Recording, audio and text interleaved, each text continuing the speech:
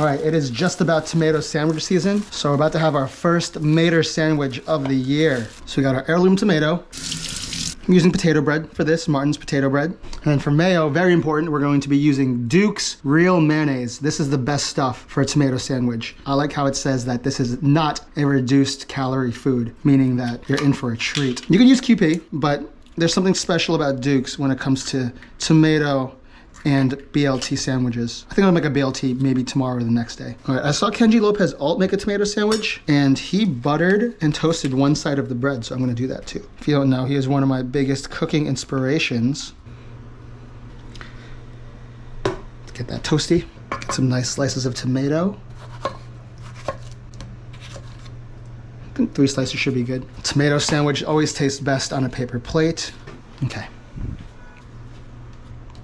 Nice and golden. Got our Duke's mayo.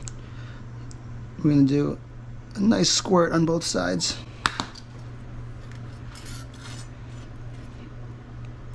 Get our slices of tomato.